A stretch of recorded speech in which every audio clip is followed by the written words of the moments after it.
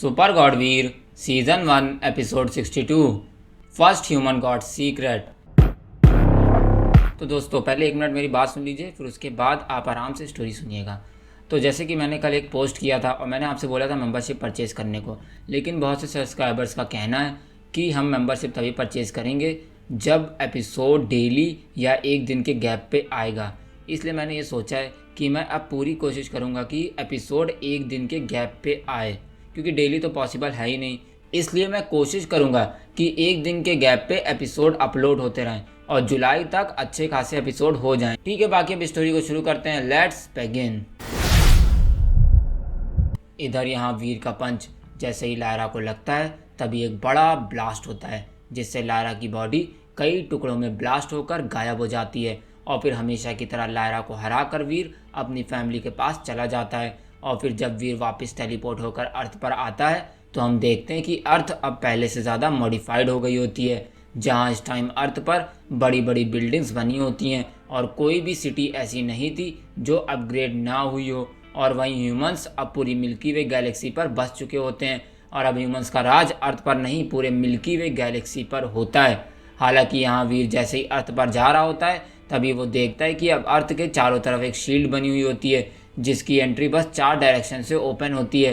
हालांकि यहाँ वीर आगे बढ़ता हुआ एक एंट्रेंस की तरफ बढ़ता है और फिर यहाँ वीर जैसे ही उस एंट्रेंस पर पहुँचता है वहाँ खड़े सभी गार्ड वीर को देखते ही बाउ डाउन कर लेते हैं और बोलते हैं, ह्यूमन गॉड वीर, आपको देखकर बहुत खुशी हुई हमें, गार्ड कहते हैं। हालांकि यहाँ वीर उनकी बात सुनकर मुस्कुरा देता है और फिर उनको इग्नोर करके उस एंट्रेंस से आगे बढ़ता है, लेकिन थोड़ी दूर चल के वो अचानक से रुकता है और फिर हम देखते हैं वीर जहाँ रुका होता है वहाँ वीर के सामने एक बड़ा सा आइलैंड स्काई में फ्लोट कर रहा होता है और उस आइलैंड पर एक बड़ा सा कासल बना होता है और उस कासल की एंट्रेंस पर लिखा होता है रहजाज स्काई पैलेस। हालांकि यहाँ वीर रुकने के बाद एक जंप लगा के उस मैंशन में एंटर करता है और फिर हम देखते हैं कि उस मैंशन में कई नौकर नौकरानियाँ वर्क कर रही होती हैं, यानी काम कर रहे होते हैं। हालांकि यहाँ वो सभी नौकर नौकरानी वीर को देखते ही बाउ डाउन कर लेते हैं और वीर को ग्रीट करते हैं। हालांकि तभी वीर की गोद में बैठा हुआ अथर्व उसकी गोद से उतरता है और फिर भागता हुआ एक लेडी की गोद में आ जाता है और बोलता है, मम्मा मम्मा, आपको पता है हमने आज फिर से उस बुरी आंटी को मारा है, अथर्व कहता है। और वहीं यहाँ अथर्व की बात सुन के वो लेडी स्माइल करती है और फिर अथर्व का सर सहराने लगती है। और यहाँ वो लेडी कोई और नहीं वीर रहजा की वाइफ रूही रहजा होती है।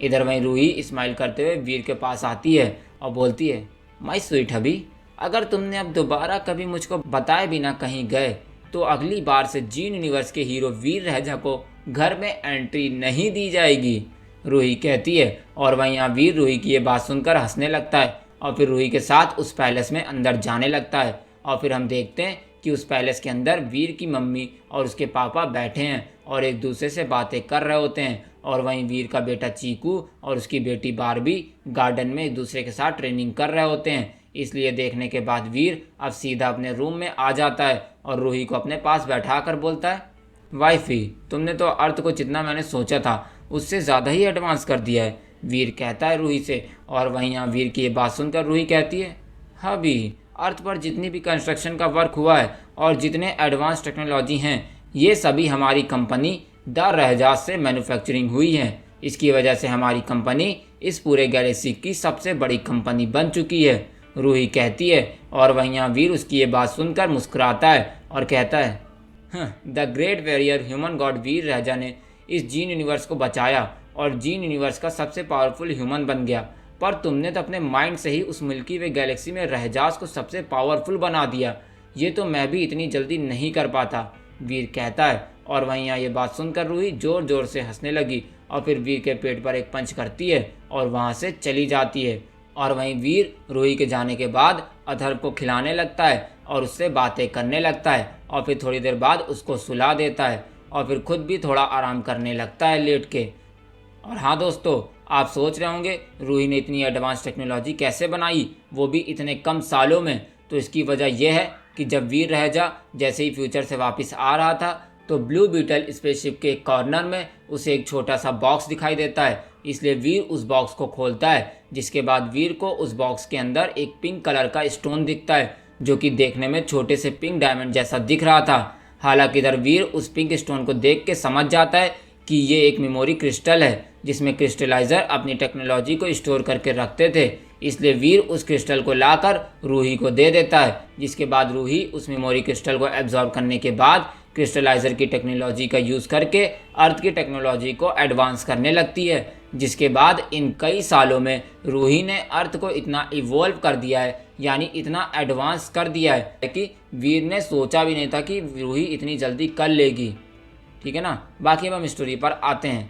इधर वीर थोड़ा आराम करने के बाद अपने रूम से उठकर बाहर आता है और देखता है कि उस रूम के सामने एक बड़ा सा गार्डन होता है जहाँ पर बारबी और चीकू अभी तक एक दूसरे से फाइट करके ट्रेनिंग कर रहे होते हैं। हालांकि यहाँ जैसे ही बारबी की नज़र वीर पर पड़ती है तो वो एक्साइटेड हो जाती है, लेकिन तभी स्लैश चीकू का एक पंच आकर बारबी को लगता है, जिससे बारबी थोड़ा दूर जाकर गिरती है। हालांकि यहाँ बारबी जैसी उठती है वो चीकू को घूरने लगती है और फिर उसको दौड़ा लेती है, और वहीं यहाँ चीकू बारबी को गुस्से में देखकर वहाँ से भागने लगता है, जिससे चीकू के पीछे बारबी उसको दौड़ा रही होती है। और वहीं यहाँ ये देखकर वीर मुस्कुराने लगता है, लेकिन तभी चीकू की नज़र भी वीर पर पड़ती है और वो भागता हुआ वीर के पास आकर उसके गले लग जाता है और बोलता है, पापा आप आ गए, चीकू कहता है। हालांकि तभी बारबी भी भागती हुई आती है और चीकू की तरफ एक ज़ोर का पंच लॉन्च कर देती है।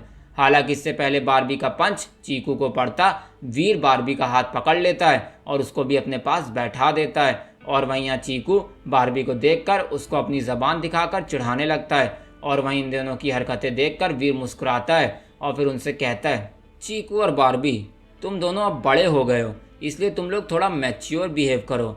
तुम लोग कोई 10-15 साल के बच्चे नहीं हो अब, बल्कि चीकू तुम 21 साल के हो गए हो और बारबी तुम 23 साल की हो गई हो, इसलिए तुम दोनों थोड़ा मैच्योर बिहेव किया करो, वीर कहता है। और वहीं वीर की बात सुन के बारबी और चीकू थोड़ा सा सीरियस हो जाते हैं।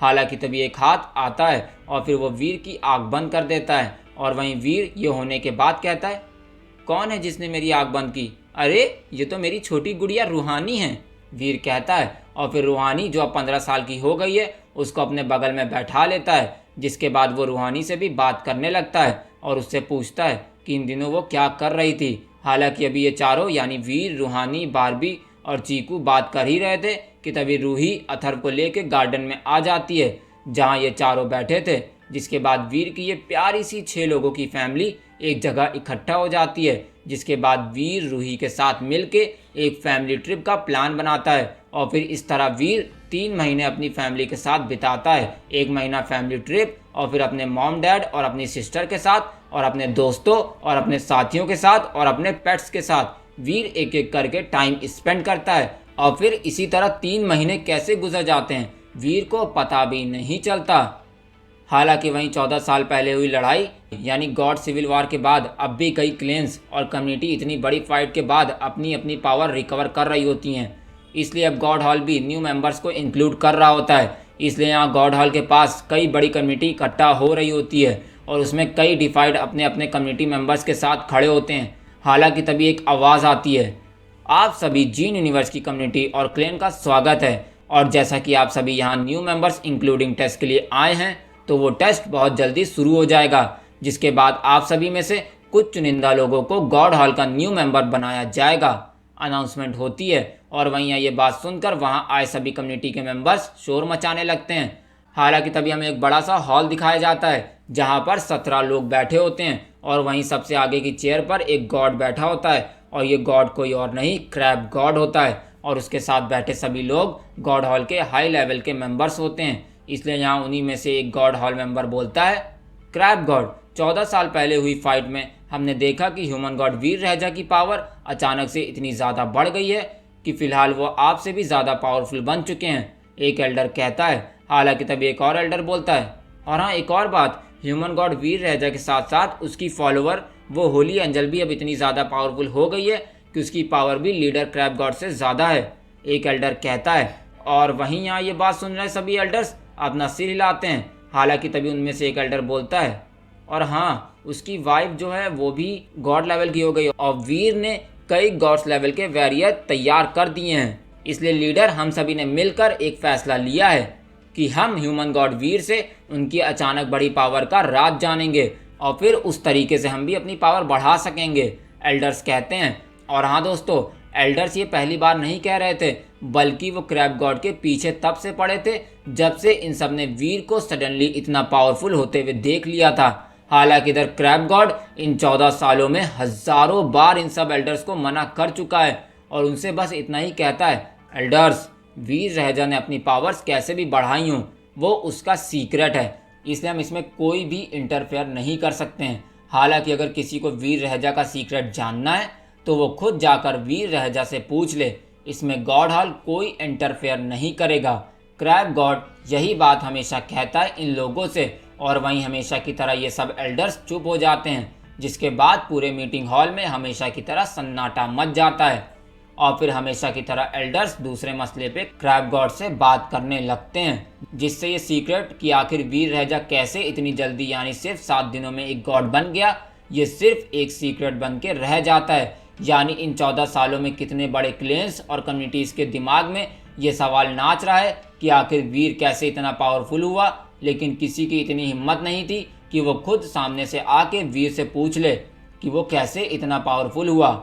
हालांकि कई क्लैंस ने वीर के दोस्तों से कहा कि वो वीर से इस बारे में पूछे, लेकिन वीर के जितने भी दोस्त थे वो वीर को अच्छे से जानते थे कि वीर उनको इस सीक्रेट के बारे में नहीं बताएगा, क्योंकि अगर ये सीक्रेट बताने लायक होता तो वीर अब तक उनकी भी पावरफुल बनने में मदद कर देता। इसलिए वीर के सारे दोस्त किसी भी क्लेन के बड़े से बड़े ऑफर रिसीव होने के बाद भी फर्स्ट ह्यूमन गॉड वीर रहजा से सीक्रेट को जानने की कोशिश नहीं करते हैं, जिसकी वजह से ये सीक्रेट इन 14 सालों में 9 life cat, Isha, Holy Angel और वीर के अलावा किसी को भी नहीं पता चला है कि वीर टाइम ट्रैवल करने की वजह से इतने कम दिनों में पावरफुल हुआ है। हालांकि दोस्तों, हमें तो पता ही है कि वीर रहजा ने कितनी मेहनत की है एक पावरफुल गॉड बनने में, इसलिए बंदर यानी वो वॉरियर जो जल्द से जल्द पावरफुल बनना चाहते हैं वो क्या जाने कि आखिर first human god Veer Rahja ने कितनी मेहनत की है ह्यूमंस का फर्स्ट ह्यूमन गॉड बनने में।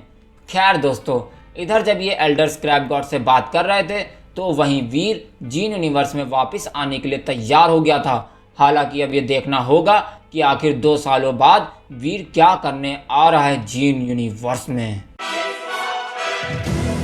तो दोस्तों, आपको क्या लगता है वीर रहजा का सीक्रेट कोई भी क्लेन जान पाएगा या नहीं, और आखिर वीर कब जाएगा दूसरे यूनिवर्स या कहानी में आ जाएगा कोई ट्विस्ट? तो दोस्तों, ये सब जानने के लिए सुनते रहिए the one and only RJ Kaif के साथ super God Veer story in Hindi, सिर्फ और सिर्फ RJKFM YT चैनल पर। गया। When I'm feeling down, I fight. Even when I don't know what is right, I'ma pick a side and I'ma take pride. I will decide my fate.